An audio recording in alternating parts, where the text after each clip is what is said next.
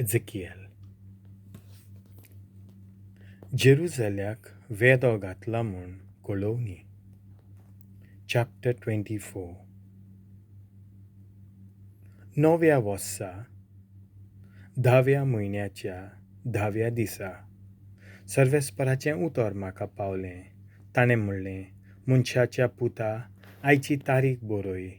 हय, आयच्या दिसाची तारीख, कित्याक ह्या दिसा बाबिलोनियाचो राजा जेरुसल्याचेर आक्रमण करूंक लागलो. म्हणटच हे फिturê porjê मुखार वopar ghal.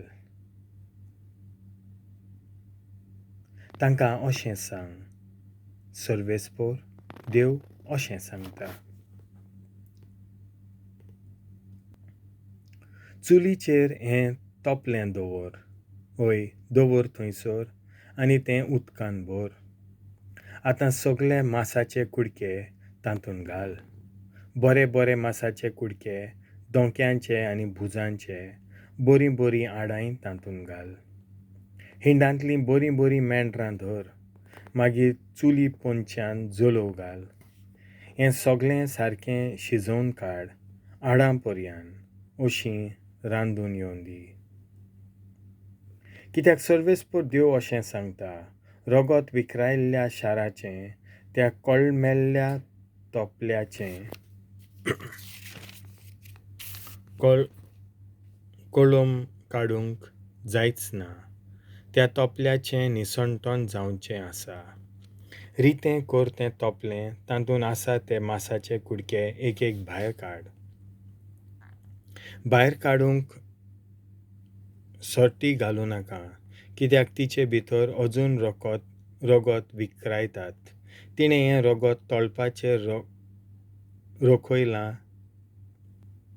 धुलीन तें धांपोन उरोना जावंक तिणें तें जमनीर वारोवंक ना. धुलीन तें रगत धांपोन उरोवना जावंक आनी असो सूत घेवचे पासत म्हजो क्रोध पेटोवंक हांवेंच तें तळपार रोखूंक दिलें. देखून सर्वेस्पोर देव अशें सांगता, रगत विखरायल्ल्या शाराचें निसणटोन जावचें आसा. हांवूय एक आकटें पेटोवंक चिंत्तां. जळोवाचीं लांकडां घालीत राव, उजो पेरयत राव. मांस बरेंच शिजोवन काड, पळोव सारको शिजून ieum-di. आडां पर्यान लासोन दी. रितें तोपलें कळश्यांचेर दवरतलों आनी तें कडक ऊन जायशें कोत्तलों. अशें तांबें झिगझिगीत जातलें, भितरलो म्हेळ खडोन वेतलो आनी ताची कोळम लासन नाच जातली. तरी ती सगळी कोळम उज्यान पर्यान भायर सरची ना. जेरुसल्या, तुज्या मेल्ल्या कर्तुबांनी तूं बश्टवल्याय. तुका नितळ करूंक हांवें प्रयत्न केले, पूण तुज्या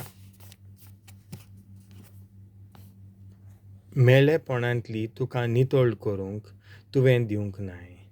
म्हणटच आतां तुजेर म्हजो राग निवसर, तुज्या मेळ्ळ्यापणांतली तूं नितळ जावचीच नाय. हांव सर्वेस्पोर हें सांगून दवरतां. सांगलां तें घडोन येतलें. हांवूच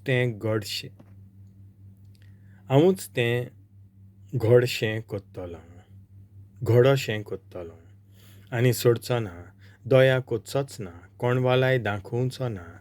तुजे चालीक आनी कर्तुबांक फावो तशें तुजी मनसुबी कोत्तलों. उलयता तो सर्वेस्पोर देव. प्रवाद्याची पोतीन मोत्ता. सर्वेस्पराचें उतर म्हाका पावलें. ताणें म्हणलें, मनशाच्या पुता, एकाच फारान तुज्या दोळ्यांचें धादोसपण तुजें थाव हांव काडूंक वेतां. पूण तूं विलाप कोचचो नाय, रोडून बसचो नाय, तुका दुकां गळोवंक दिवचो नाय. ओगोच रावून हासकार सुस्कार सोड. तुजे मेल्ले पोतिनी खातीर दूख करूं नाका. माथ्याक रुमाल बांद, पांयांक व्हाणो घाल. तुजें खाड धांपूं नाका. सदांचें जेवण घेवं नाका. हेंच हांवें सकाळीं लोकांक सांगलें आनी तेच सांजे म्हजी पोतीन मेली आनी दुसरे सकाळीं म्हाका हुकूम घाल्लो तो तसो हांवें केलें. तेन्ना लोकान म्हाका म्हणलें, तूं कोत्ताय तें आमकां कशें लागू जाता? हाची समजणी दिवचो नाय तूं आमकां? हांवें तांकां असो जबाब दिलो. सर्वेस्पराचें उतर म्हाका पावलें. ताणें म्हाका अशें म्हणलें, इस्रायेलाच्या घराण्यांक सांग, सर्वेस्पर देव अशें म्हणटा, म्हज्या मंदिराचेर आसा तुमचें बळ आनी तुमची व्हडवीक.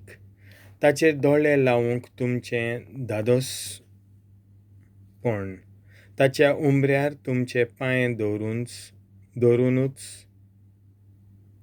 तुमचीं काळजां संतोसतात. पूण आतां हें म्हजेंच मंदीर हांव बोश्टावंक वेतां. तुमचे फाटल्यान जेरुजाल्यांत उत्तात त्यो तुमच्यो पूत-धुवो झुजांत मोडटल्यो.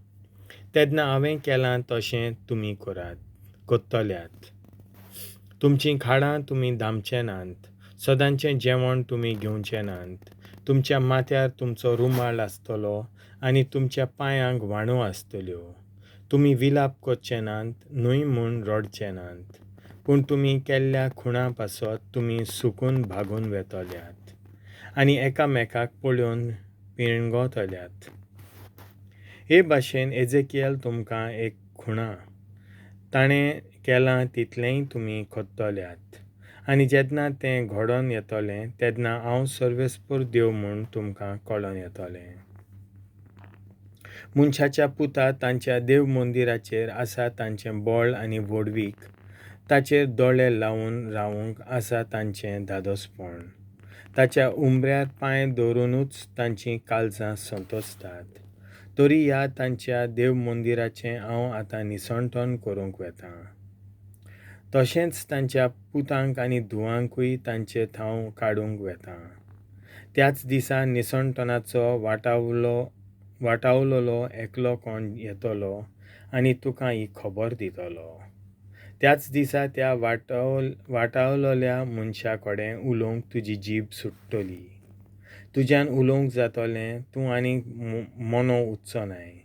तूं तांकां एक खुणा जातलोय आनी हांव सर्वेस्पर म्हूण तांकां कळोवन येतलें. देवाचें उतर हें.